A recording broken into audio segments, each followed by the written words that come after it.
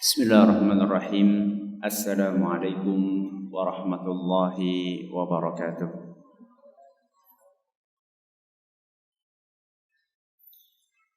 Innal hamdalillah nahmaduhu wa nasta'inuhu wa nastaghfiruh wa na'udzu billahi min shururi anfusina wa min sayyiati a'malina.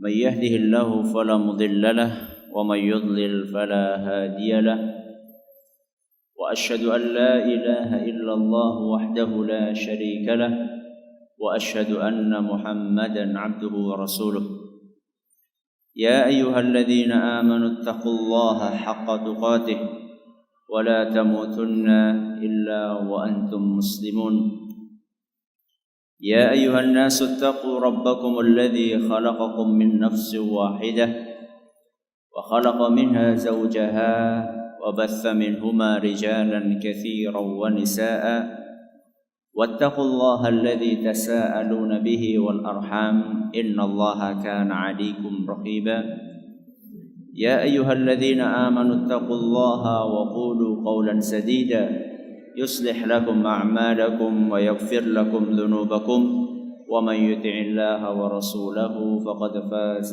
فوزا عظيما أما بعد فإن أصدق الحديث كتاب الله وخير الهدي هدي محمد صلى الله عليه وسلم وشر الأمور محدثاتها وكل بدعة ضلالة.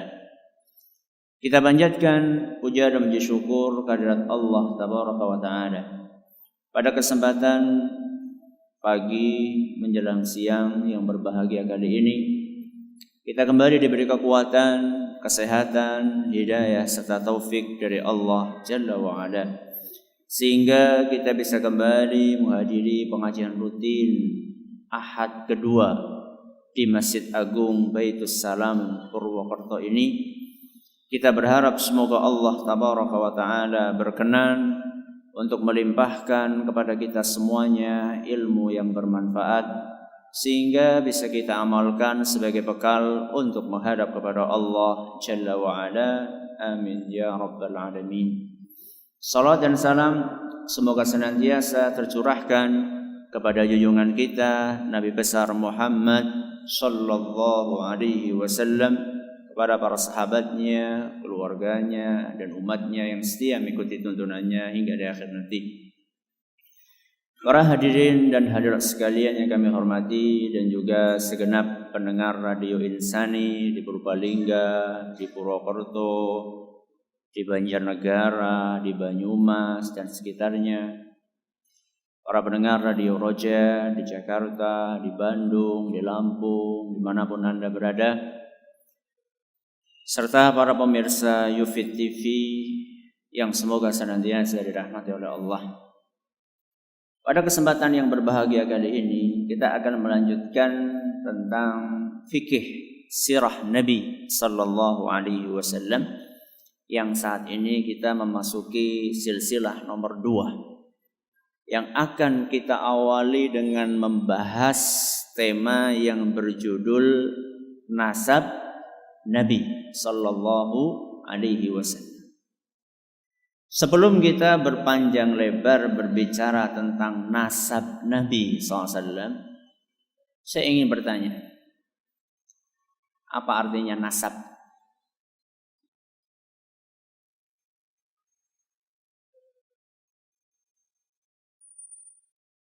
Keturunan.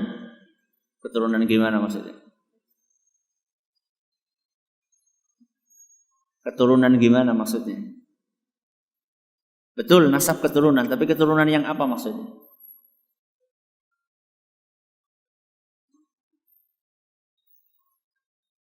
Silsilah. Silsilah apa? Silsilah keturunan. Ke bawah apa ke atas? Atas bawah. Atas bawah, oke. Nasab itu adalah keturunan tadi, betul. Atau lebih lengkapnya adalah pertalian kekeluargaan. Pertalian kekeluargaan yang berdasarkan hubungan darah. berdasarkan hubungan darah. Melalui akad perkawinan yang sah. Saya ulangi, apa itu nasab? Nasab itulah pertalian kekeluargaan berdasarkan hubungan darah melalui akad perkawinan yang sah.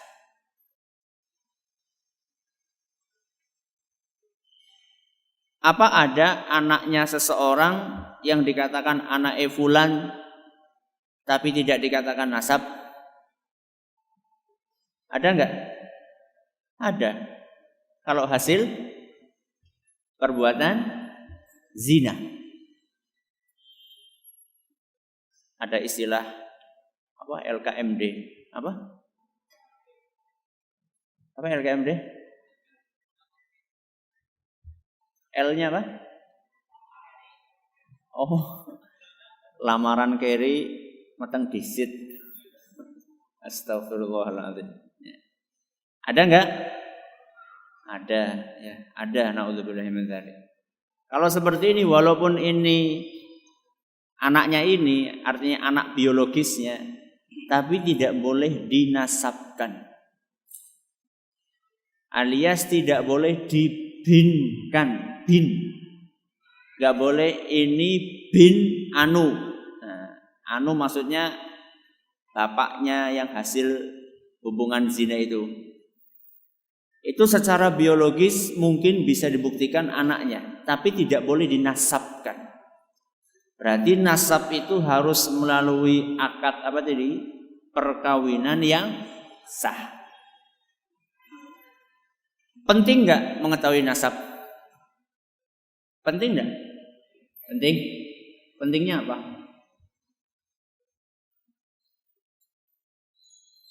Kalau penting saya tanya, siapa di antara hadirin sekalian yang hafal nasabnya? Sampai enggak usah saya mintai 10, sampai 5 saja. Jenengan, bapak yang jenengan, mbak yang jenengan, buyutnya jenengan, habis buyut apa ya? Saya lupa. Buyutnya jenengan, canggah, okay. Terus wareng apa wareng?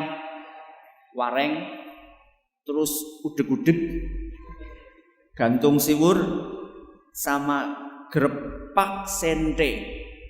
Coba siapa yang bisa menyebutkan bapak-bapaknya sampai segitu? Subhanallah. Dari sekian hari enggak ada. Ya wis, saya diskon sampai wareng. Berarti ini ya, bapak yang jenengan, mbah, buyut, canggah, wareng, sampai 5 saja. Siapa yang bisa nyebutkan? Enggak ada. Ya sudah, saya kasih kurangi 1 lagi. Sampai canggah. Monggo. Siapa? Sudarsono. Nama jenengan? Purwanto.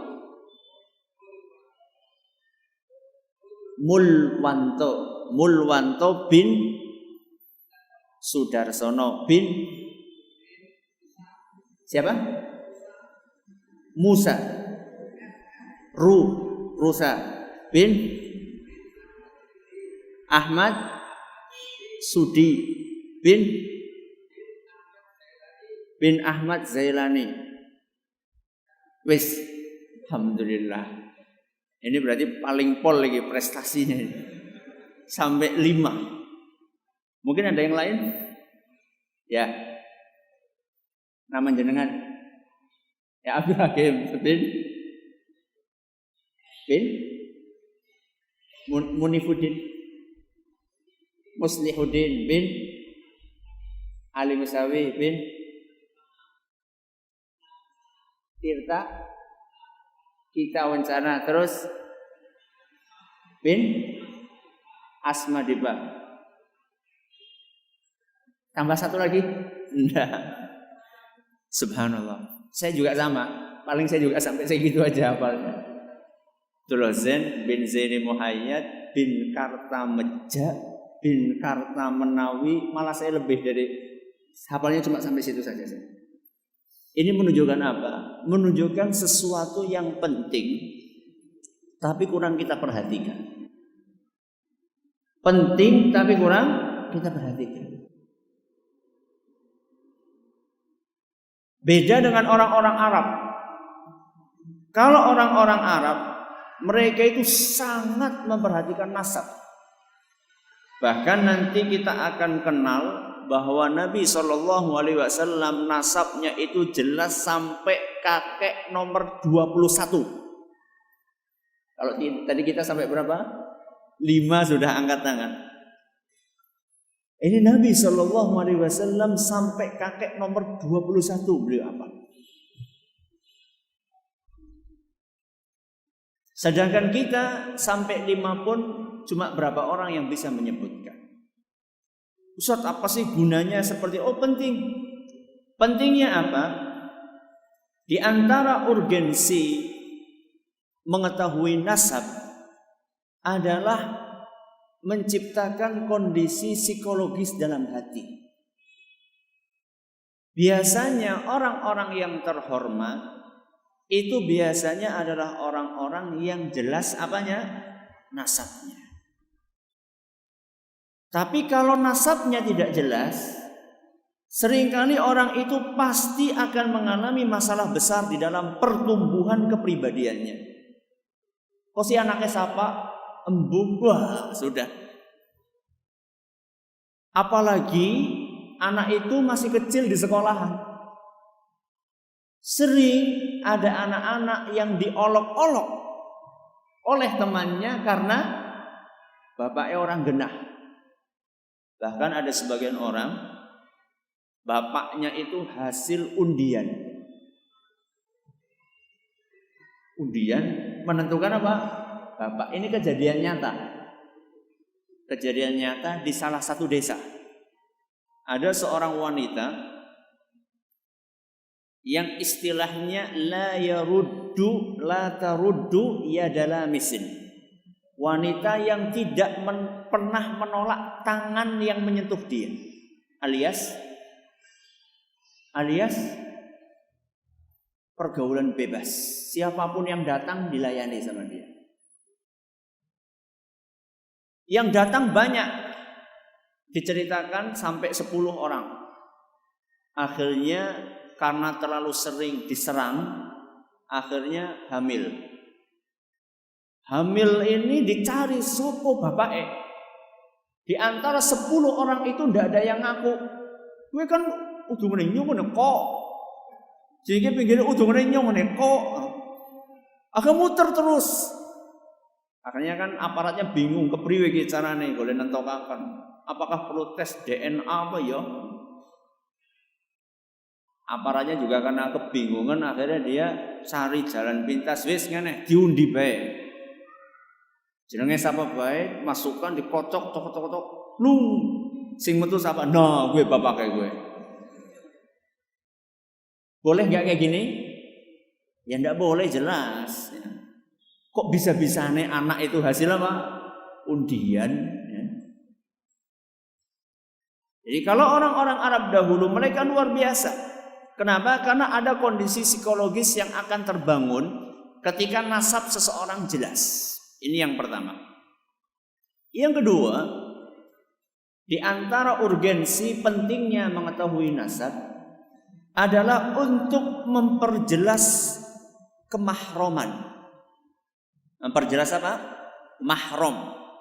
Mahram itu apa? Ya wis, muhrim lah wis sing gampang. Muhrim gue apa? Muhrim adalah seseorang yang diharamkan untuk dinikahi. Itu namanya muhrim, tapi jane istilah sing pas itu mahram. Itu istilah yang pas karena muhrim itu artinya adalah orang yang sedang ihram. Itu kalau orang lagi mau haji, mau umroh, pakai baju Baju ihram itu orang sedang dalam keadaan muhrim. Tapi kalau hubungan itu namanya mahram. Ini salah kaprah ya, salah kaprah. Dengan kita mengetahui nasab, kita jadi tahu siapa mahram kita yang tidak boleh dinikahi. Jangan-jangan nikah sama wanita yang jebule, karena kita nggak tahu nasab, jebule dia mahramnya kita. Apakah sah pernikahannya? Jawabannya tidak sah. Itu yang biasa diistilahkan dengan incest. Incest yaitu menikah seketurunan, tapi tidak semua seketurunan tidak boleh. Yang tidak boleh hanyalah wanita-wanita yang memang betul-betul mahram kita. Contoh mahram ya anak, saudara kandung, kemudian keponakan yang dekat sekali. Misalnya saya punya kakak saya punya anak perempuan. Nah itu termasuk mahram yang tidak boleh dinikahi. Yang ketiga, di antara urgensi mengetahui nasab adalah untuk menentukan siapa yang berhak mendapatkan warisan. Siapa yang berhak mendapatkan warisan? Karena warisan itu di dalam agama kita aturannya jelas sekali. Bahkan ada ilmu khusus untuk membahas masalah warisan. Ilmu apa namanya anak-anak?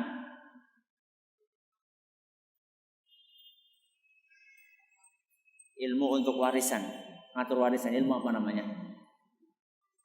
Apa? Tadi nyebutkan benar itu. Apa tadi? Faraid. Bagus. Jangan malu-malu, wong bener kok malu.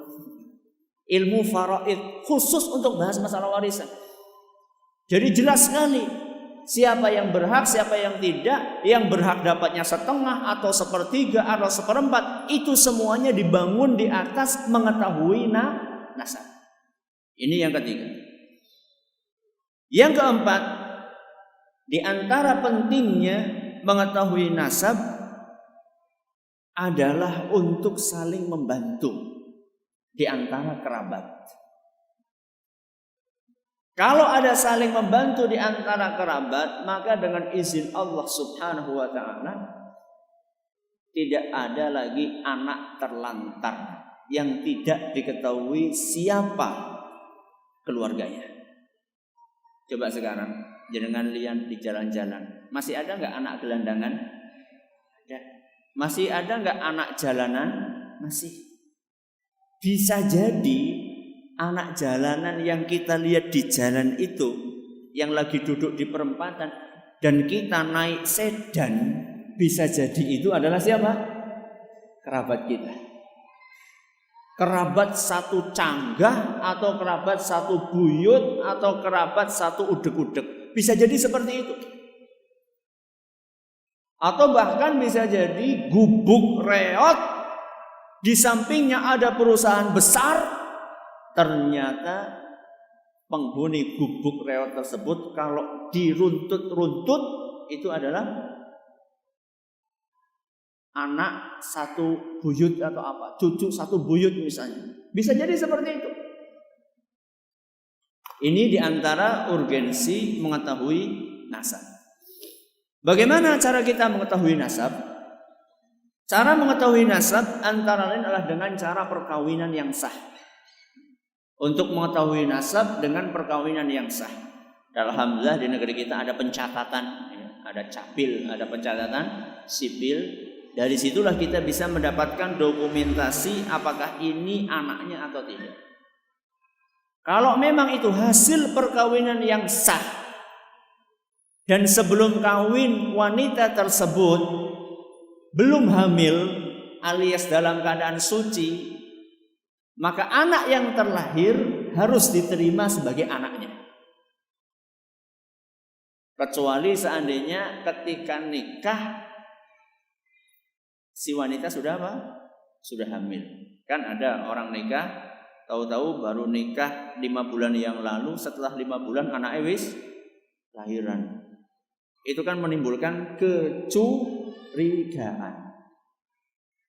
Karena wajarnya cepet-cepetnya jenengan bikin anak itu lahirnya kapan?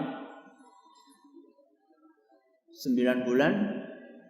Ya berapa hari? Hampir 10 bulan. Rata-rata seperti itu kan. Apa ada anak lahir 5 bulan kecuali kalau anak keguguran? Ini enggak keguguran, utuh. Wah, ini meragukan ini. Tapi kalau misalnya nikahnya sah, ketika nikah si wanita masih perawan, kemudian laki-lakinya masih perjaka, nikah lahir, maka harus diakui itu sebagai anak.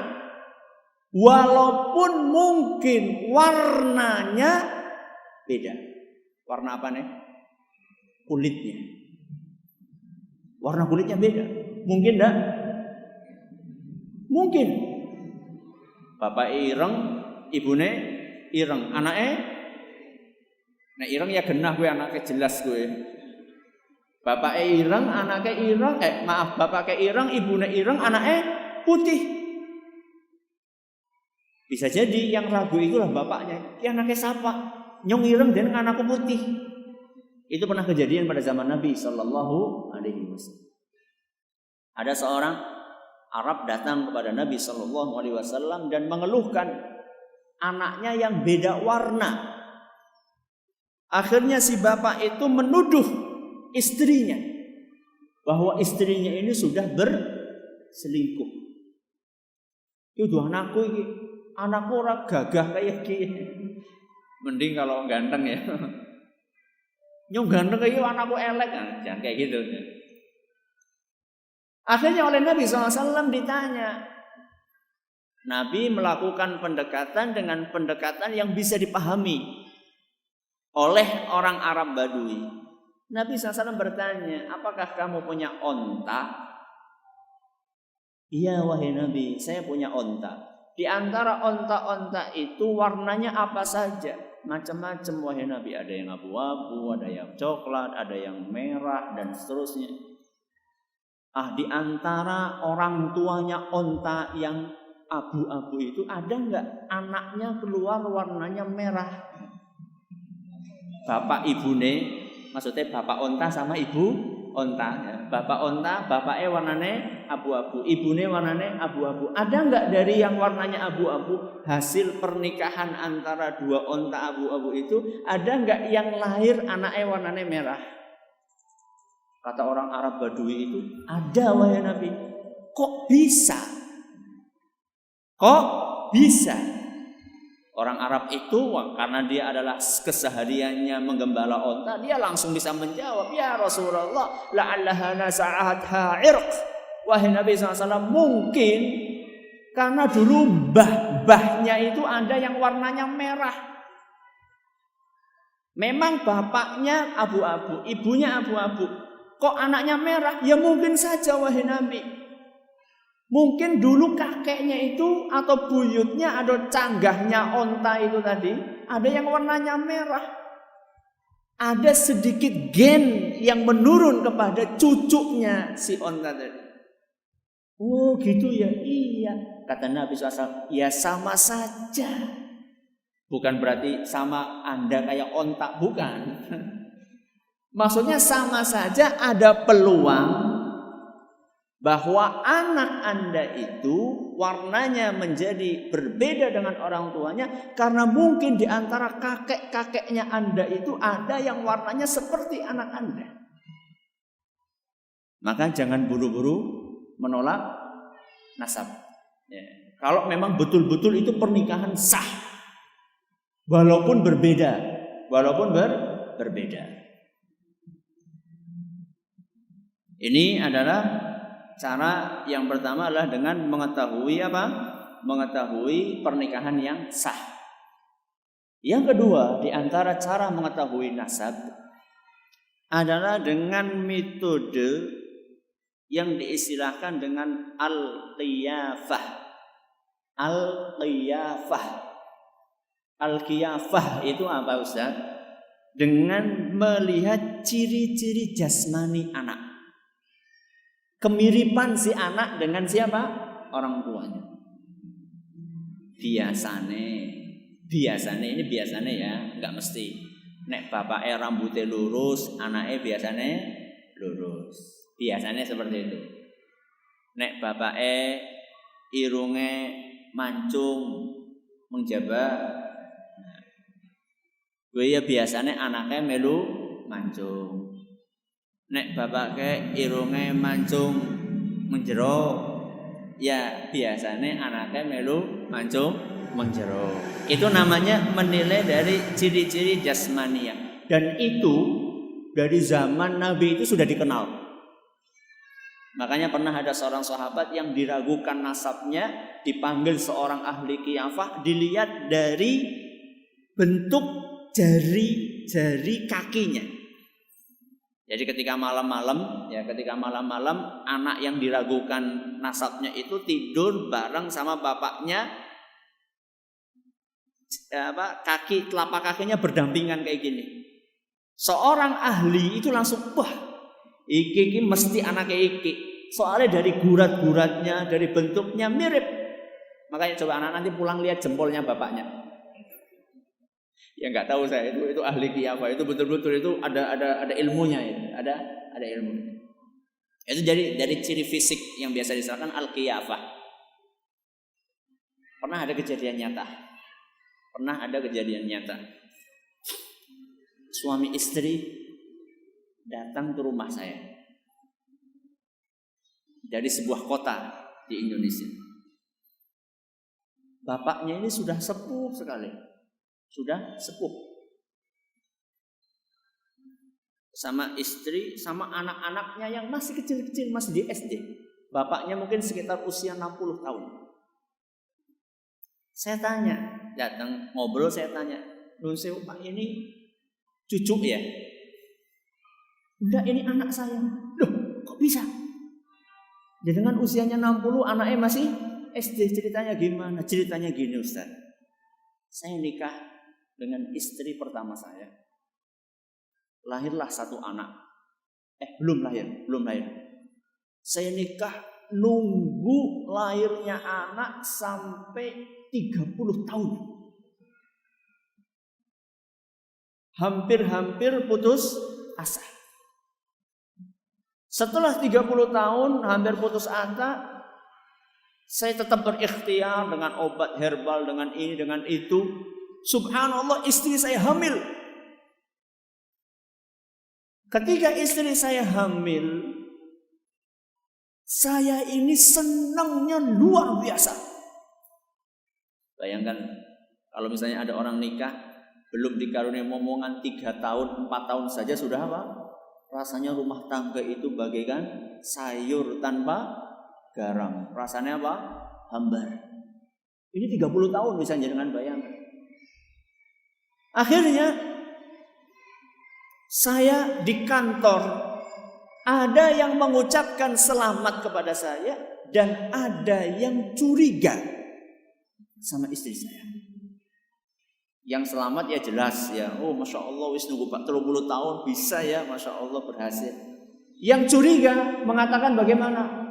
Apa mungkin 30 tahun orang dua anak, ujuk-ujuk bisa dua anak? Gue dean apa? Udah anakmu. Akhirnya kan si bapak itu antara seneng sama antara apa? Was-was. Begitu anaknya lahir, ceprot pertama kali yang dia lihat hidungnya. Begitu anak itu lahir ceprot, yang pertama kali lihat bukan kulitnya, bukan kakinya, bukan rambutnya, hidungnya yang pertama kali dilihat. Dia lihat hidungnya ternyata mancung ke dalam. Kata dia, "Ki anakku temenan nih." Dan memang subhanallah bapak itu memang mancung ke dalam.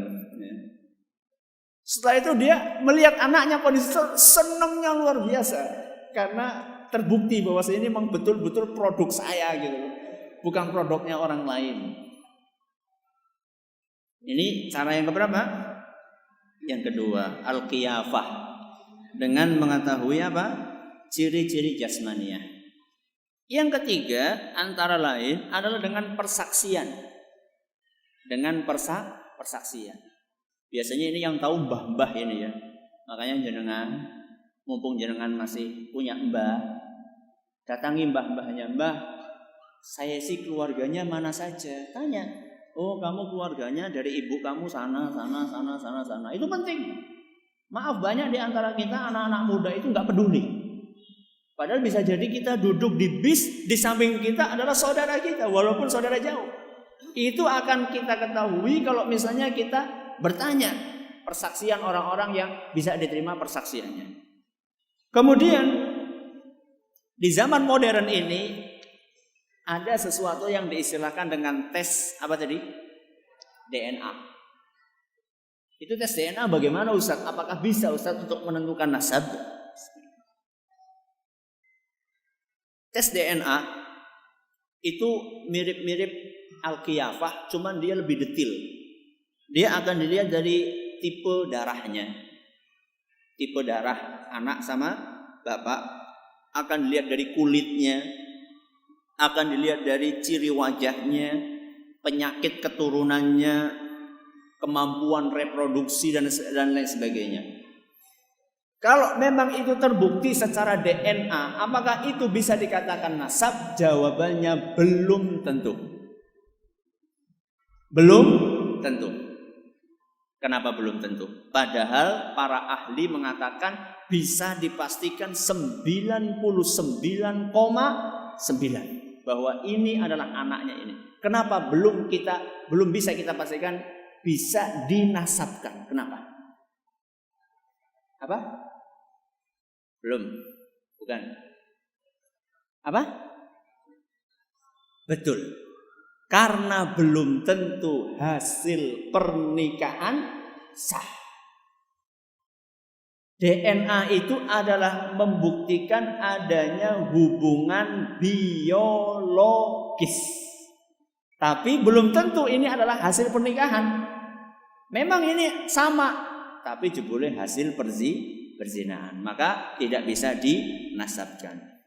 Pada kesempatan kali ini kita akan memasuki, setelah membahas mukaddimah sedikit, kita akan memasuki pembahasan tentang nasab Nabi Sallallahu Alaihi Wasallam. Bisa diperbesar lagi?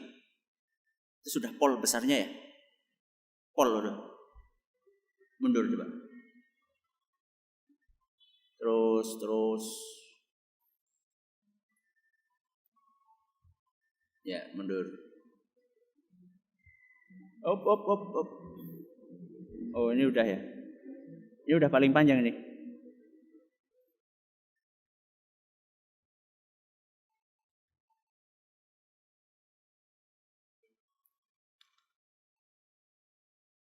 Lilitan kabelnya.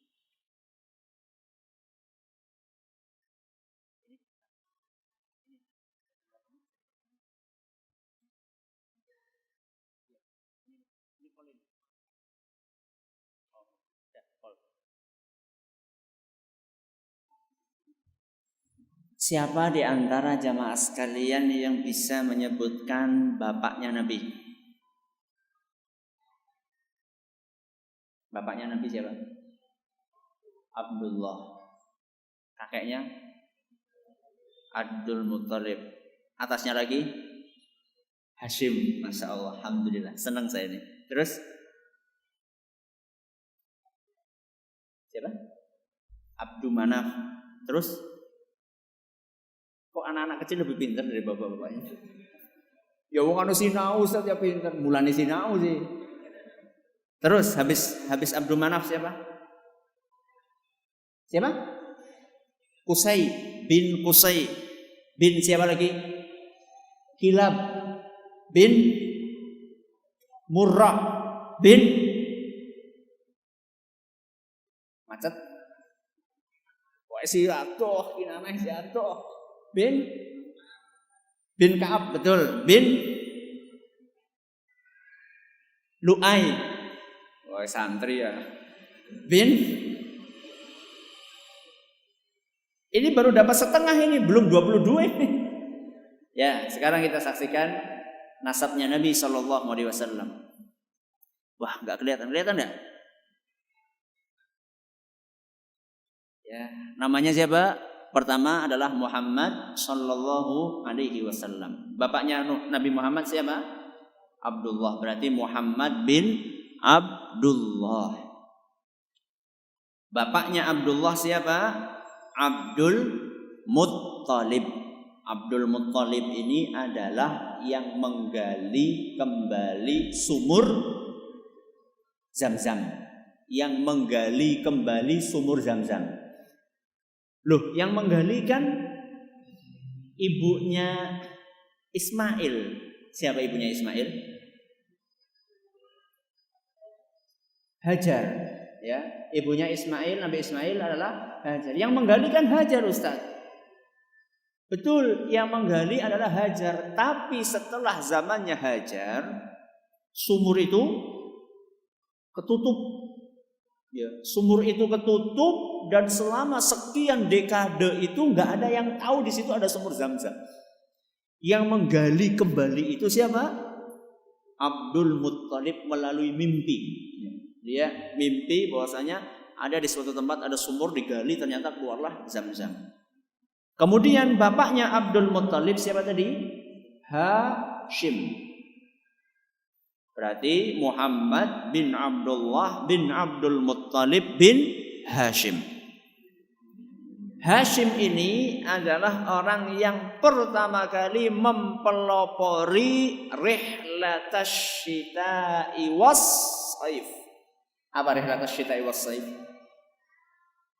Perjalanan untuk berniaga di musim panas dan musim dingin. Bapaknya Hashim adalah Abdu Manaf.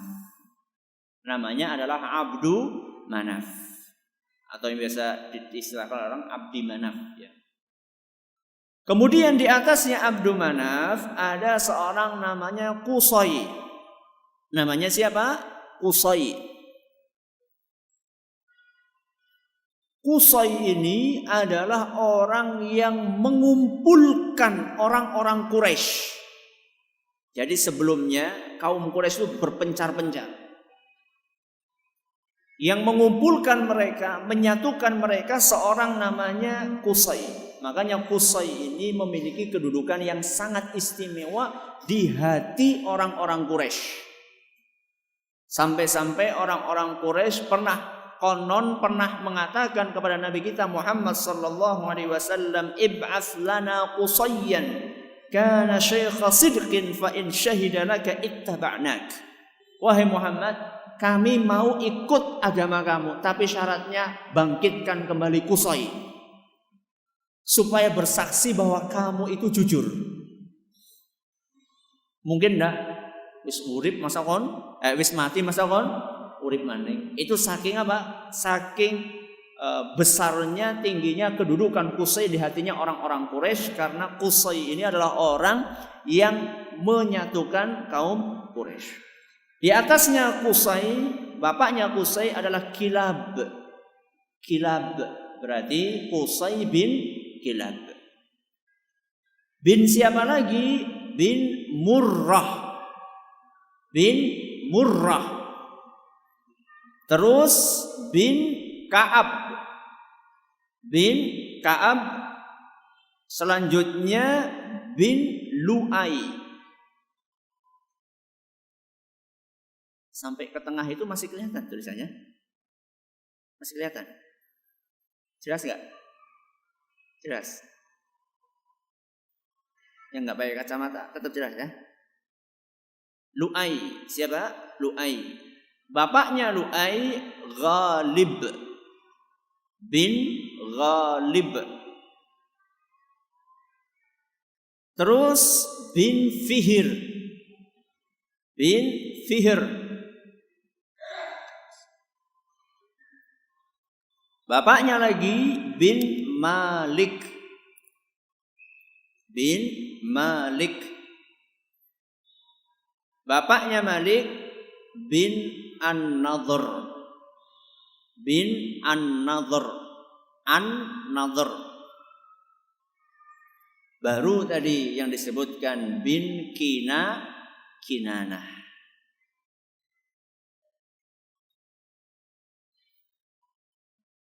Kinanah ini adalah salah satu anak teristimewa, keturunan teristimewanya Nabi Ismail.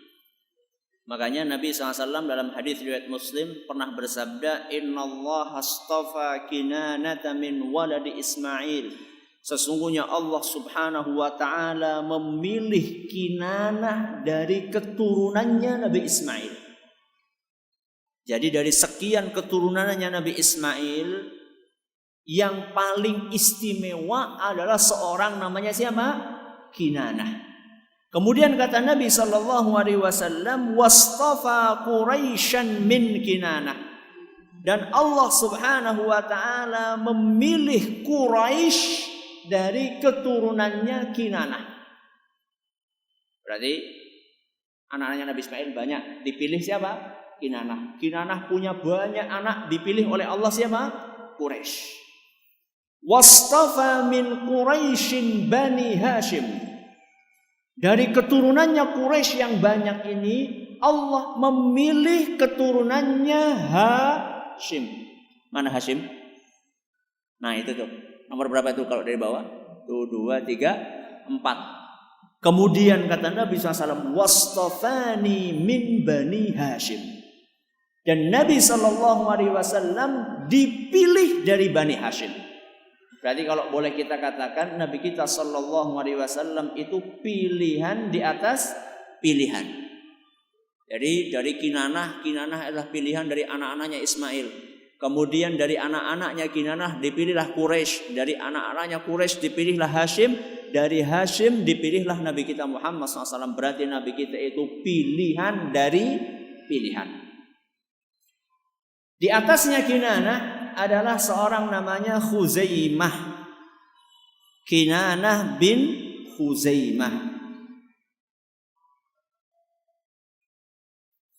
Bapaknya Khuzaimah adalah Mudrikah. Berarti bin Mudrikah. Di atasnya Mudrikah adalah Ilyas bin Ilyas. Bapaknya Ilyas adalah Mudor.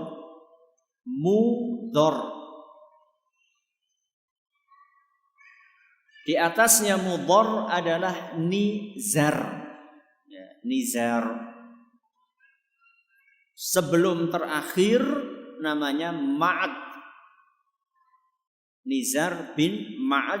Dan yang paling ujung adalah, siapa yang tahu? Adnan. Bagus. Berapa itu? Kalau dari Nabi kita Muhammad SAW ya 22. Ya.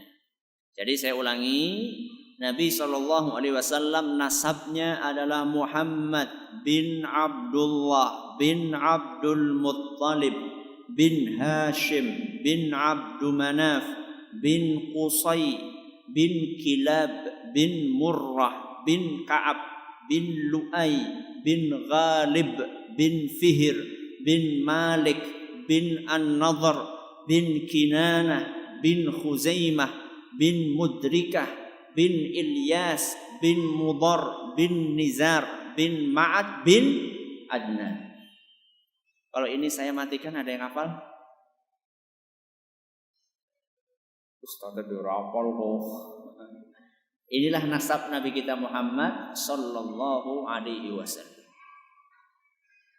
Masih ada terusannya sampai Nabi Ibrahim alaihissalam. Tapi para ahli sejarah berbeda pendapat. Di atasnya Adnan sampai Ibrahim. Ada yang mengatakan Adnan bin siapa bin siapa. Sampai Nabi Ibrahim ada perbedaan pendapat. Kalau di atasnya Nabi Ibrahim sampai Nabi siapa? Adam alaihissalam, itu malah yang menyebutkan sesuatu tidak ada dalilnya. Kata Imam Ibnu Katsir rahimahullah. Karena sudah apa? Waduh banget. Kalau ada orang menyebutkan seperti itu sampai Nabi Adam, berarti gue landasane anu jerene. Gue landasane. Kalau yang sampai ini mulai dari Muhammad sampai siapa? Adnan, ini dalam Sahih Bukhari disebutkan. Dalam Sahih Bukhari disebutkan. Nah, nasab ini adalah merupakan sebuah nasab yang sangat bersih. Bersih bagaimana Ustaz? Bersih dalam arti seluruhnya hasil pernikahan yang sah. Orang anak nemu nang dalan kuwi anak. Itulah luar biasanya nasab Nabi kita Muhammad sallallahu alaihi wasallam. Coba siapa di antara kita yang bisa memastikan sampai kakeknya nomor 10 hasil pernikahan sah? Saya pikir mungkin banyak di antara kita yang nggak bisa memastikan. Ya mungkin saja Ustaz, dulu kakek nenek saya itu selir. Selir itu kan bukan istri yang sah. Bisa jadi. Ya. Tapi Nabi kita Muhammad SAW tidak pernah. Makanya musuh-musuhnya Nabi SAW pun mengakui hal tersebut. Abu Sufyan. Abu Sufyan ini salah seorang sahabat Nabi yang masuk Islamnya belakangan. Kapan masuk Islamnya? Ketika penaklukan kota Mekah. Ketika dia masih kafir, pernah diundang oleh Kaisar Romawi. Siapa nama kaisarnya? Heraklius. Bahasa Arabnya Hirokl. Pernah diundang sama Heraklius, ditanya-tanya tentang Nabi kita Muhammad SAW. Di antara pertanyaannya, bagaimana nasab orang tersebut? Kata Abu Sufyan, huwa fina dzu nasabin. Wahai Heraklius, wahai Kaisar, Muhammad itu adalah nasabnya bersih dan terpandang. Gak bisa dia. Kisahnya lengkapnya. Jadi suatu saat ketika orang-orang Quraisy sedang berdagang ke negeri Syam, Kaisar Romawi ini sudah mendengar selentingan tentang munculnya seorang nabi dari kota Mekah. Akhirnya dipanggil. Para pedagang itu didatangkan oleh Kaisar di hadapan dia beserta para pembesar Romawi. Kaisar itu berkata kepada penerjemahnya, siapa di antara kalian yang hubungannya paling dekat dengan Muhammad? Abu Sufyan mengatakan saya. Karena dia adalah, apa kedudukannya Abu Sufyan? Paman. Pamannya siapa? Nabi kita Muhammad SAW. Ana, kata dia. Kemudian kata Abu Sufyan, maju kamu. Lalu dia berkata, Heraklius berkata kepada orang-orang yang besar Abu Sufyan, saya akan bertanya dengan orang ini beberapa pertanyaan. Kalau dia bohong, kasih tahu saya. Kalau dia bohong, kasih tahu saya. Abu Sufyan mengatakan, demi Allah, saya tidak bisa bohong sedikit pun. Tidak bisa memberikan informasi dusta sedikit pun karena saya malu kalau nanti dikatakan sama anak keturunan saya Abu Sufyan pernah bohong. Padahal dia orang apa? Muslim apa musyrik? Musyrik. Musyrik menjaga apa? Kejujuran. Yang korupsi di negeri kita kebanyakan orang apa? Agamanya apa? Oh itu kan oknum Ustaz. Oknumnya akeh banget sih ya. Yang suka minta nota kosong di toko itu agamanya apa? Subhanallah. Yang suka memalsukan akte, yang suka memalsukan ijazah untuk daftar pekerjaan, itu agamanya apa? Lihat bagaimana orang-orang Arab jahiliyah dulu, sekalipun mereka musyrik, mereka masih menjaga etika mereka. Sudah ditanya oleh Heraklius. Pertanyaan yang pertama, kaifa nasabuhu fikum? Bagaimanakah nasabnya orang itu? Maksudnya Muhammad. Kata Abu Sufyan, huwa fina dzu nasab. Dia itu nasabnya jelas, bersih dan terpandang. Kemudian pertanyaan Heraklius berikutnya, hal kana min abaihi min malik? Apakah ada di antara kakek-kakeknya yang pernah menjadi raja. Lihat itu. Dari kakek-kakeknya Nabi ada enggak yang pernah jadi raja? Kata Abu Sufyan, la. Apa artinya la? Tidak ada. Hal hadzal qaul minkum qala bihi minkum qad qablahu? Fahal qala hadzal qaula minkum ahadun qattu qablahu? Apakah sebelum Muhammad dulu-dulu ada orang yang ngaku nabi sebelum dia? Jawabnya Abu Sufyan, tidak ada. Baru sekali ini ada orang mengaku nabi. Fahal kana min abaihi min fa asyrafun nasi yattabi'unahu am du'afa'uhum? Yang jadi pengikutnya Muhammad itu orang-orang yang punya kedudukan atau orang-orang rendahan? Apa jawabannya? Kebanyakan orang-orang pinggiran, orang-orang rendahan. Ayaziduna am yanqusun? Apakah jumlah pengikutnya semakin hari semakin bertambah atau berkurang? Jawabannya apa? Bertambah. Abu Sufyan enggak bisa bohong, ya, karena dia menjaga kehormatannya. Fahal yartaddu ahadun minhum sakhtatan lidinihi ba'da an yadkhula fi? Apakah ada salah satu di antara pengikutnya Muhammad yang murtad karena benci kepada agamanya setelah masuk ke dalam agama Islam? Jawabannya apa? Tidak ada. Tidak ada satupun di antara sahabat Nabi Muhammad SAW yang murtad karena benci. Kalau karena iming-iming dunia mungkin ya. Kalau iming-iming dunia mungkin. Tapi kalau karena benci kepada agamanya tidak. Fahal kuntum tattahimunahu bil kadhibi qabla an yaqula ma qal? Apakah kalian pernah menjumpai Muhammad bohong sebelum dia diangkat menjadi nabi? Jawabannya apa? Tidak. Makanya jadilah orang yang jujur. Pertanyaan berikutnya, fahal yaghdir? Apakah pernah Muhammad ini khianat? Mengkhianati apa? Perjanjian? Jawaban Abu Sufyan, tidak. Cuman sekarang kami sedang ada perjanjian sama Muhammad. Tidak tahu saya apakah besok-besok Muhammad itu akan khianat atau tidak. Kata Abu Sufyan, inilah celah satu-satunya saya untuk menjatuhkan Muhammad. Apa katanya? Saya nggak tahu. Dia sih nggak pernah khianat, tapi bulu ngesuk. Kira-kira seperti itu. Itu satu-satunya celah saya menjatuhkan Muhammad. Selain itu saya tidak bisa. Makanya hati-hati kalau jadi dai, jadi ustaz itu usahakan menjaga betul perilakunya supaya tidak jadi celah untuk menjatuhkan atau dijatuhkan. Sudah. Fahal qataltumuhu? Apakah kalian memerangi mereka? Memerangi Muhammad? Iya. Bagaimana peperangan di antara kalian? Kadang kami menang, kadang mereka yang menang.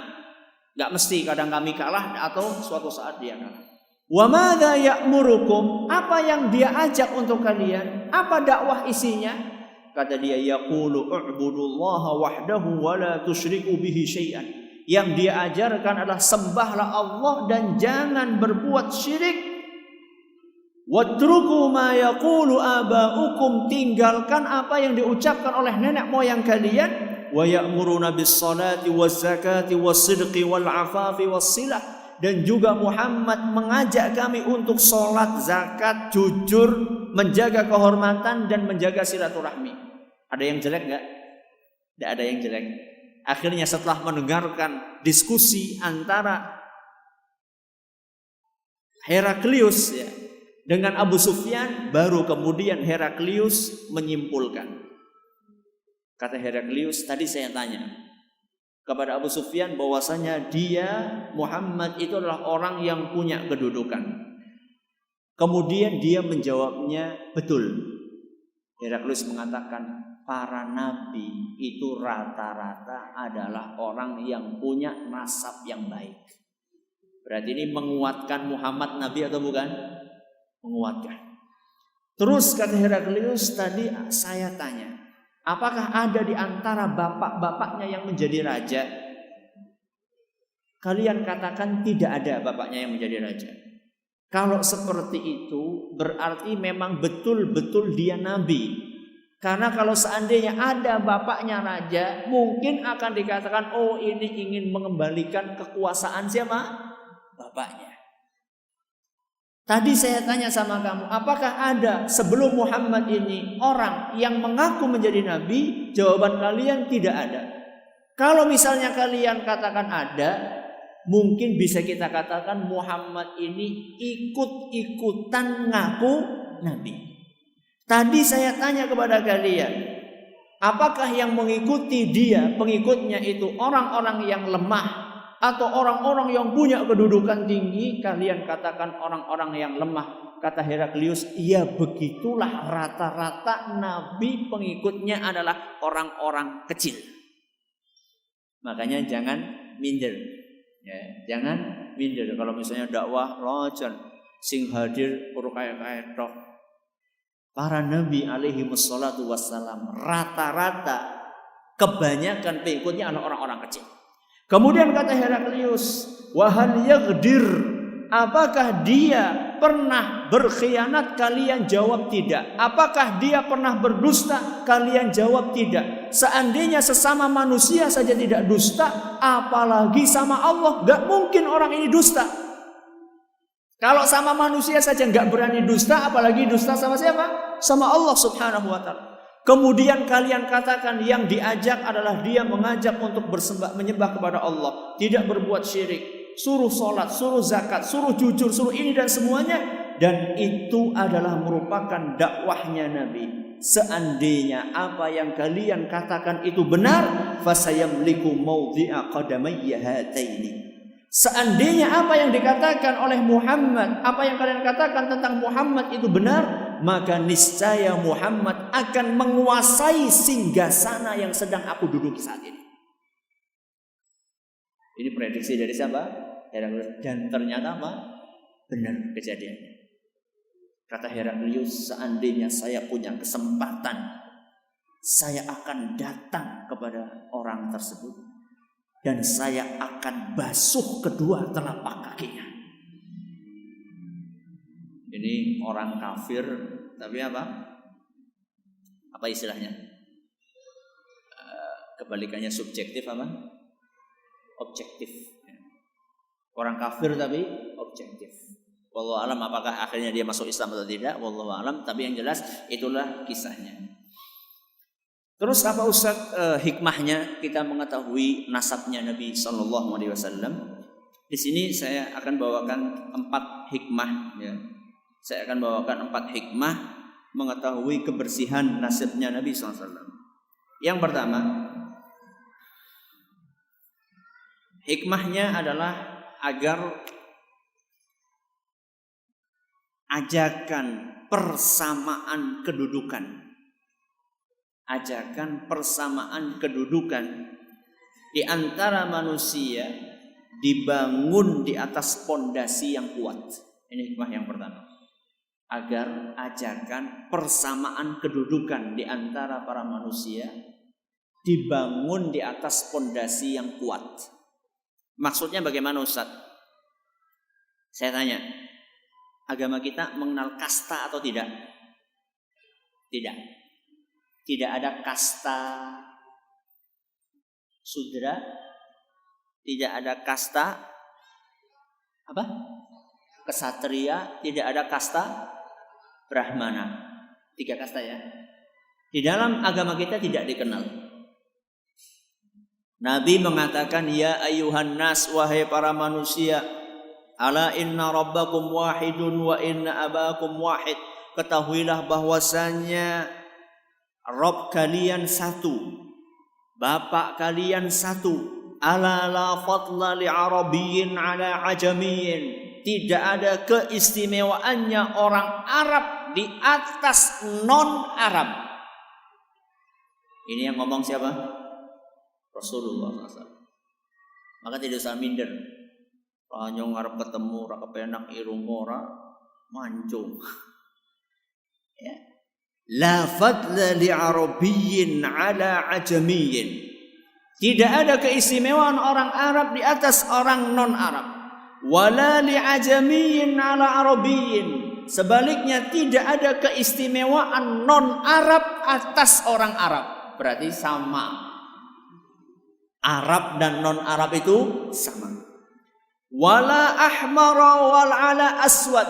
Yang merah kulitnya juga tidak memiliki keistimewaan atas yang hitam kulitnya. Yang hitam juga tidak lebih istimewa daripada yang merah. Merah ini yang mungkin putih ya. Yang kulitnya putih tidak lebih istimewa daripada kulitnya hitam. Yang hitam juga tidak lebih istimewa daripada yang kulitnya putih illa bittaqwa, kecuali dengan ketakwaan. Hadis riwayat Ahmad dan dinyatakan sahih oleh Syekh Al-Albani. Jadi di dalam agama kita ada kesetaraan. Dan ini diajarkan oleh Nabi kita Muhammad sallallahu alaihi wasallam. Kesetaraan ini dibangun oleh Nabi sallallahu alaihi wasallam bukan karena ingin mengangkat kedudukan pribadi beliau. Karena beliau itu sudah tinggi nasabnya. Seandainya beliau nasabnya rendah, kemudian dia mengajak kepada persamaan nasab atau persamaan kedudukan, niscaya orang akan ngomong, itu kan karena ingin mendapatkan kedudukan di masyarakatnya. Seperti beberapa ajaran yang menyimpang, di antaranya ada Marxisme. Ada ajaran namanya apa? Marxisme. Ini siapa yang memunculkan ajaran ini? Kalau kita baca sejarah adalah seorang namanya siapa? Karl Marx. Siapa dia? Apakah dia orang punya kedudukan? Bukan. Dia adalah seorang proletar. Apa proletar? Proletar apa proletar? Proletar itu pengangguran. Orang yang termarginalkan di masyarakat. Dia membawa pemikiran Marxisme itu untuk mengembalikan kedudukannya. Makanya dia gak terlalu orang akan itu kan mengajarkan persamaan karena dia ingin supaya tinggi saja. Tapi kalau Nabi kita Muhammad SAW mengajarkan persamaan di antara masyarakat bukan karena ingin mengembalikan kedudukan beliau, karena beliau kedudukannya sudah tinggi, tapi semata-mata karena ingin betul-betul mengajarkan tidak ada keistimewaan di antara para manusia kecuali dengan ketakwaan. Inna akramakum indallahi atqakum. Ini hikmah yang pertama. Hikmah yang kedua, dengan nasab mulia ini banyak orang Arab tidak gengsi. Tidak gengsi apa Ustaz? Tidak gengsi untuk mengikuti Nabi kita Muhammad sallallahu alaihi wasallam. Tetap ada perasaan gengsi ya. Banyak di antara orang-orang itu ketika akan mengikuti seorang pasti akan ditanya, "Ini siapa sih? Ningrat apa wudu?" Nabi kita Muhammad SAW itu karena kedudukannya tinggi, nasabnya jelas, akhirnya banyak di antara orang-orang Arab tidak merasa gengsi untuk mengikuti Nabi SAW. Walaupun ada juga di antara mereka yang merasa gengsi pula. Hikmah yang ketiga, di antara hikmah nasab beliau yang mulia, banyaknya kabilah yang berkenan untuk membela beliau. Banyaknya kabilah yang berkenan untuk membela beliau sallallahu alaihi wasallam. Contohnya seperti paman beliau siapa? Abu Thalib. Abu Thalib yang mati-matian membela Nabi kita Muhammad SAW walaupun akhirnya dia tidak masuk Islam. Ini harus kita manfaatkan. Fanatisme kekerabatan. Kadang-kadang kita dakwah di masyarakat, keluarga kita itu mungkin tidak mau mengikuti dakwah kita. Tapi orang ketang kalau kita disakiti dia akan apa? Orang terima. Manfaatkan itu. Ya. Dimanfaatkan untuk apa? Untuk membela dakwah. Ya. Walaupun dia belum mengikuti dakwah kita. Sebagaimana Nabi SAW dibela oleh siapa? Oleh Abu Thalib. Kemudian juga kejadian diboikotnya Nabi SAW di sebuah lembah. Ketika Nabi SAW diboikot, nggak boleh ada makanan yang masuk, Nggak boleh ada yang jual beli, nggak boleh ada yang nikah sama Nabi SAW dan keturunannya dan para pembelanya. Orang-orang dari Bani Hashim dan Bani Abdul Muttalib, mereka semuanya ikut beserta Nabi SAW tinggal di lembah. Senang-senang bareng, susah-susah bareng. Sampai 3 tahun Nabi kita Muhammad SAW diboikot di lembah itu, sampai diceritakan orang-orang yang ada di lembah itu karena saking tidak ada makanannya, mereka sampai memakan apa? Kulit-kulit apa? Pohon. Bisa jangan bayangkan ya. Pohonnya itu orang kaya nang Indonesia gedebok orang.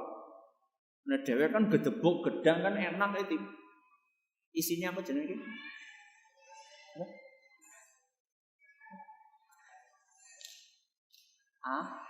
Ares. Nah, kalau itu kan enak kan, dijangan bisa dijangan apa sih nggak santan kayak jangan apa lodeh ya, ya bisa dilodeh kan. Coba jenengan mangan apa panjenengan dahar modelnya kayak pelepah kurma kayak apa? Ya anak boneka dewe kayak pit kelapa kayak apa jenenge? Glugu. Jajar sih jangan gelugu kayak ngapa rasanya. Pohon-pohon di sana itu keras-keras. Itulah yang dimakan oleh para Nabi SAW dan para kabilahnya. Padahal di antara kabilah-kabilah yang membela Nabi, ada di antara mereka yang masih musyrik. Yang musyrik membela Nabi SAW karena motivasi kesukuan, sama-sama satu suku. Sedangkan yang muslim yang membela Nabi karena motivasi akidah. Ini diantara hikmahnya kenapa kok Nabi SAW memiliki nasab atau kedudukan yang tinggi. Kemudian contoh yang lain Hamzah ibnu Abdul Muttalib itu konon kata para ahli sejarah masuk Islamnya adalah karena dorongan tadi itu. Kan ada konon ceritanya itu adalah ada 2 orang yang saling membicarakan tentang keburukannya Nabi kita Muhammad sallallahu alaihi wasallam di Ka'bah, dekat Ka'bah. Hamzah lewat. Begitu lewat terdengar ada 2 orang lagi jelek-jelekkan Nabi Muhammad SAW. Padahal Nabi Muhammad adalah apanya? Keponakannya. Hamzah itu orangnya gede, besar, tinggi. Dia baru saja memanah. Ya, baru latihan mana dia pulang dengar ada orang mencaci Muhammad, langsung dia datang sikat itu orang itu sama Hamzah. Berani-beraninya ente, ini bahasa anak ya, berani-beraninya ente mencaci ponakan ente nggak tahu kalau anak sudah masuk Islam. Padahal sebenarnya wallahu alam saya itu dia belum masuk Islam ya. Karena saking apa? Saking geramnya dia. Itulah ya. Karena orang punya kedudukan dibela. Baru kemudian Hamzah itu mengucapkan syahadat di hadapan Nabi SAW masuk Islam. Setelah itu kaum muslimin yang awalnya mereka berjalannya tidak berani untuk terang-terangan, begitu Hamzah masuk tuh berani dia. Siapa yang mau melarang? Hadap sini, maju. Gak ada yang berani. Apalagi ditambah setelah itu siapa? Umar ibn Khattab radhiyallahu. Itulah kalau orang punya apa? Kedudukan. Ini hikmah yang keberapa ini? Yang ketiga. Yang keempat,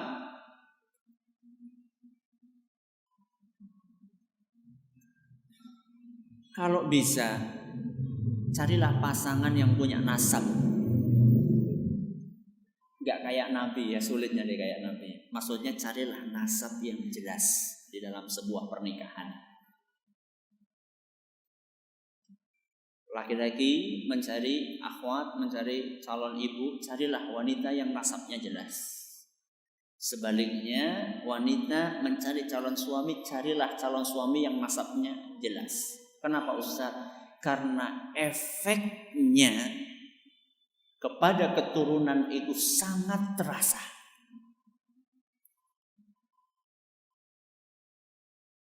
Sekadung Ustaz, kepriwe Ustaz? Kan masih ada kesempatan yang lainnya. Nun sewu nggih. Kalau sudah terlanjur, ya tidak apa-apa. Karena gen itu bukan segalanya. Nanti saya akan jelaskan. Pertama ini kalau belum terlanjur. Kalau belum terlanjur, betul-betul carilah pasangan yang punya nasab yang jelas. Kenapa Ustaz? Berpengaruh nanti. Jangankan nasab, masalah persusuan saja. Ya. Kan di dalam Islam ada dikenal persusuan ya. Kalau misalnya ada seorang ibu melahirkan anak, air susunya nggak keluar. Kalau zaman dahulu nggak bikin susu instan, ya, tapi mencari wanita yang bisa menyusui. Itu saja dianjurkan di dalam agama kita untuk mencari ibu persusuan yang baik perilakunya, yang cerdas. Kenapa? Karena kalau ibu persusuannya, maaf, EQ-nya rendah, maka nanti akan berpengaruh kepada siapa? Anak susuannya. Itu padahal ibu persusuan, apalagi ibu temenanan. Maka carilah betul-betul ya, yang nasabnya jelas ya. Sehingga apa? Nanti akan efek dampaknya kepada anak-anak kita. Tapi sekali lagi, itu bukan segalanya. Itu bukan segalanya. Bahwa kita sudah terlanjur nikah dengan wanita yang mungkin nasabnya biasa-biasa saja, tidak mengapa. Karena dengan ikhtiar dan juga dengan doa, insya Allah itu bisa diminimalisir. Bisa diminimalisir efek-efek buruk tersebut. Sampai di sini pengajian kita pada kesempatan kali ini. Silahkan kalau ada yang mau bertanya, ada waktu beberapa saat. Silahkan.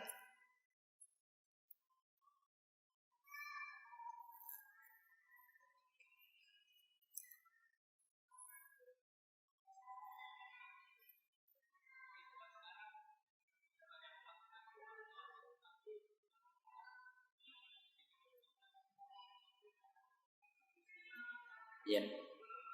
Di zaman kita ini, kita banyak melakukan kemaksiatan. Kok malah Allah Subhanahu wa ta'ala banyak melimpahkan kenikmatan kepada kita? Itu bagaimana Ustaz? Pertama, apakah betul Allah Subhanahu wa ta'ala melimpahkan kenikmatan kepada kita dan Allah tidak menimpakan musibah kepada kita? Tentu jawabannya kalau kita memperhatikan dengan baik bahwa di balik kenikmatan yang kita rasakan, kita melihat banyak musibah yang menimpa negeri kita.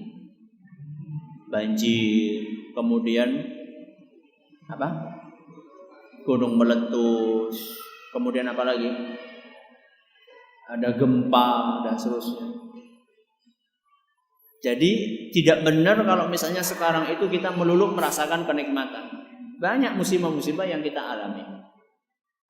Kemudian toh seandainya Allah Subhanahu wa ta'ala itu memberikan kenikmatan kepada kita dalam keadaan kita melakukan kemaksiatan, maka itu yang diistilahkan oleh Nabi sallallahu alaihi wasallam dengan istidraj. Istidraj. Dalam sebuah hadis Nabi SAW mengatakan, seandainya seorang hamba mendapatkan karunia nikmat dari Allah dalam keadaan dia banyak melakukan perbuatan maksiat, artinya dia dapat nikmat tapi banyak maksiat, maka ketahuilah, kata Nabi SAW, fa innama huwa istidraj, ketahuilah bahwa itu adalah istidraj. Apa itu istidraj? Istidraj itu caranya wong Jawa dilulu. Dia apa? Dilulu. Dilulu itu artinya adalah dibiarkan, terlalaikan dengan nikmat itu sehingga nanti pada saatnya dia akan dicabut nikmatnya dan mendapatkan siksa yang sangat pedih. Nauzubillah min dzalik. Maka kita harus waspada. Kalau misalnya kita banyak maksiat kok nikmat dari Allah Subhanahu wa ta'ala jalan terus, maka ketahuilah bahwasanya itu adalah termasuk istidraj. Bagaimana pernikahan yang terjadi di zaman ini untuk mengetahui nasab yang diawali dengan perkenalan lewat dunia maya? Tanya sama orangnya. Tapi jangan kita langsung percaya. Tanya kalau yang namanya orang lagi kenalan, masih kan dia ingin menunjukkan keistimewaan. Oh, saya ini keturunannya ningrat, darah saya darah biru, jebule digoleti orang-orang hubungan sama sekali. Artinya kita harus mengumpulkan data, Makanya saya merasa aneh dengan orang-orang yang ketemu sepisan di bis, kebetulan duduk bersama, kenalan namanya siapa, dari mana, terakhir bojoyu. Mulu kenalan bagus, bojo kepriwe sih? Tanya dulu ya, koreksi dulu, teliti dulu apakah betul dia itu bernasab baik atau tidak. Ustaz, apakah nyidam ibu hamil itu termasuk hamba perut? Saya kira enggak lah ya. Selama itu masih sesuatu yang wajar, itu ya insya Allah enggak apa-apa ya. Selama tidak diyakini dengan keyakinan yang menyimpang. Ya. Kalau misalnya suatu saat istri kita pengen pelem misalnya, ya kita carikan. Kecuali kalau misalnya istri kita pengen, ya Allah Pak, pengen lanyong, pengen ngusap baduke sapa ya. Ternyata baduke Pak Kiai, wah enggak. Itu enggak boleh itu. Lagi boleh itu kan wanita, ini kemudian laki-laki. Kalau misalnya masih sesuatu yang wajar-wajar saja ya. Pengen makanan apa, biasanya sukanya tahu berontak misalnya, dia pengen tahu berontak, enggak apa-apa, carikan saja ya. Kecuali kalau sudah sesuatu yang tidak wajar itu baru. Kalau nasab dinisbatkan kepada ibu itu bisa apa tidak? Bisa. Kalau misalnya anaknya anak zina,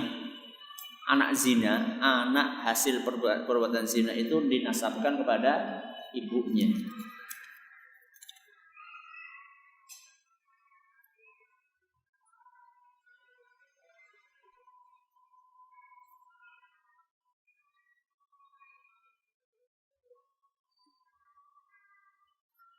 Di rumah sakit ada model menyusui bayi dari susu yang tidak diketahui dengan jelas siapa pendonor susunya.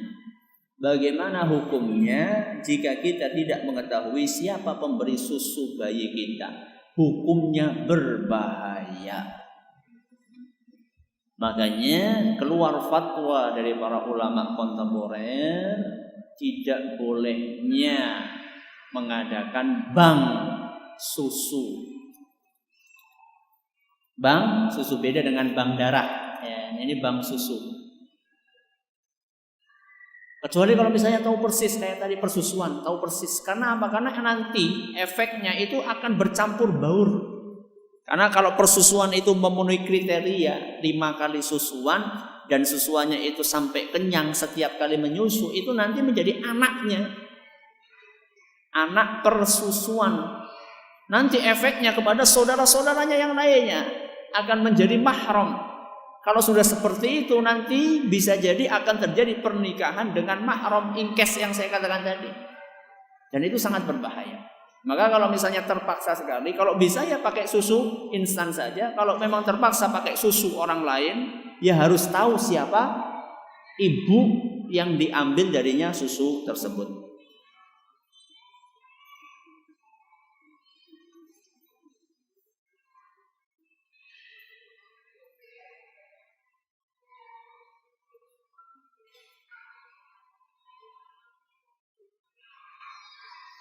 Sampai batas mana kita wajib mengetahui nasab kita?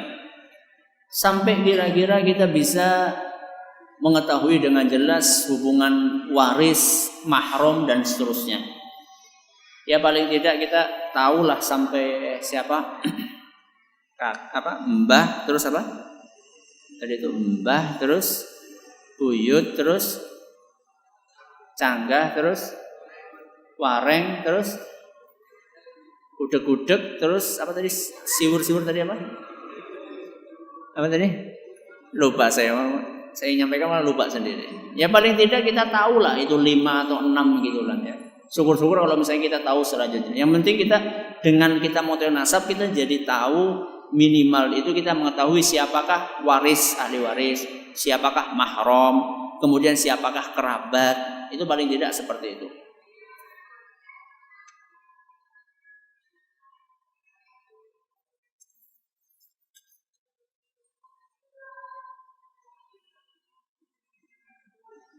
Saya pernah membaca berita tentang beberapa orang yang menyusukan anaknya kepada orang-orang desa dengan berbagai alasan. Bagaimana fenomena seperti itu? Kalau memang dibutuhkan tidak apa-apa. Misalnya ibunya tidak keluar susunya, mungkin enggak? Mungkin enggak ibu melahirkan anak susunya enggak keluar? Mungkin enggak? Mungkin. Enggak apa-apa. Seperti Nabi kita Muhammad sallallahu alaihi wasallam ketika meninggal ibunya, Nabi sallallahu alaihi wasallam masih membutuhkan air susu atau saat itu enggak keluar atau bagaimana, akhirnya dicarilah seorang wanita namanya Halimah. Namanya siapa? Halimah As-Sa'diyah. Tidak apa-apa mencari. Mencari tidak apa-apa. Asalkan ada tujuannya, asalkan ada alasannya dan jelas siapa yang menyusui. Itu tidak mengapa insyaallah. Dari pendengar radio ada pertanyaan enggak? Mungkin ada yang lain, silakan sambil nunggu pertanyaan dari pendengar radio. Ya.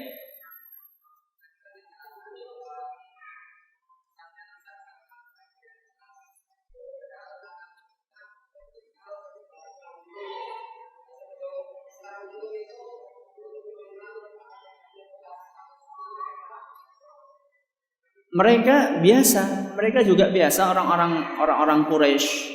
Mereka juga biasa melakukan pernikahan yang jelas. Akad nikah itu mereka sudah ada.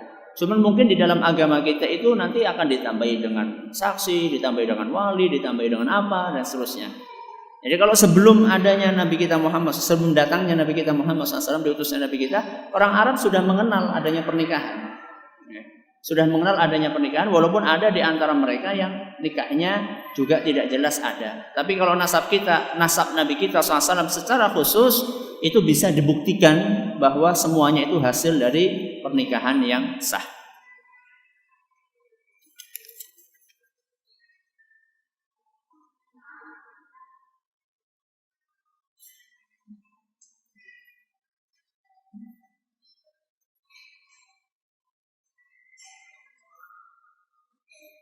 Bagaimana jika dalam pernikahan yang sah secara agama tapi tidak dicatatkan di kantor KUA? Apakah yang seperti ini istri itu masih berhak mendapatkan waris? Anak-anak yang dilahirkan juga berhak mendapatkan nasab dari bapaknya atau juga berhak mendapatkan waris juga? Jawabannya, kalau memang sah secara agama, maka berhak untuk mendapatkan waris. Berhak pula untuk dinasabkan kepada bapaknya. Namun kita perlu mengetahui bahwa kita itu hidup bernegara. Kita hidup bernegara. Di dalam urusan-urusan kita itu kita membutuhkan dokumen, akte kelahiran, surat nikah. Yang itu kalau misalnya tidak kita usahakan, biasanya urusan kita akan ruwet. Itu sering itu kejadian seperti itu. Mana aktenya? Aktenya belum mengajukan. Kenapa? Karena tidak ada catatan buku nikahnya. Akhirnya kan kesulitan. Sekarang hampir-hampir di setiap lini itu selalu dimintai apa? Akte. Bikin KTP, bikin apa? Bikin SIM, bikin apa, bikin masuk sekolah dan seterusnya. Mau nikah pakai akte. Maka wahai para suami yang pengen nikah lagi, ya, atau yang sudah nikah lagi, mbok yau nikahnya yang resmi. Mbok yau nikahnya yang resmi. Mungkin secara agama sing penting sah iya, tapi yang Anda pikirkan bukan cuma Anda. Pikirkan anak-anak Anda, pikirkan istri Anda, ya. Aja menangnya dewek, jangan pengen menang sendiri saja, yang lainnya nggak diperhatikan. Tadi dikatakan Islam tidak memandang kasta, tapi kenapa kita harus mencari calon suami istri yang nasabnya baik? Betul, ya. Kita bukan sedang memandang dari jelek atau tidaknya, tapi kita itu memandang dari kedudukannya. Karena orang yang punya nasab baik biasanya perilakunya baik. Biasanya. Kata biasanya itu berarti kadang-kadang tidak baik. Tapi biasanya orang itu yang nasabnya baik, biasanya perilakunya baik. Jadi dari sisi itu kita menganjurkan untuk mencari nasab yang baik. Kalau misalnya tidak memandang kasta, apakah mau kita disuruh nikah maaf dengan pelacur? Mau nggak? Katanya kedudukannya sama. Ya tidak. Ya. Dari perilaku yang baik itulah kemudian ada ketakwaan. Ya. Makanya Allah mengatakan inna akramakum indallahi atqakum. Sesungguhnya orang yang paling mulia di antara kalian orang yang bertakwa. Kalau nasabnya tinggi tapi perilakunya jelek, mau enggak? Ya enggak mau kita. Jadi itu sebabnya kenapa kita mencari nasab yang baik.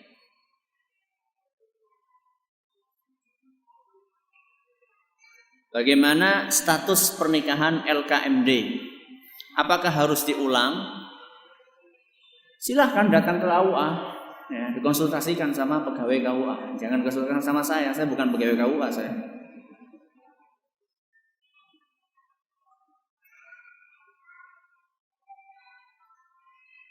Wallahu ta'ala a'la wa a'lam. Terima kasih atas perhatiannya. Mohon maaf segala kekurangannya. Kita tutup dengan membaca subhanakallahumma wa bihamdika asyhadu an la ilaha illa anta astaghfiruka wa atubu ilaik. Wassalamualaikum warahmatullahi wabarakatuh.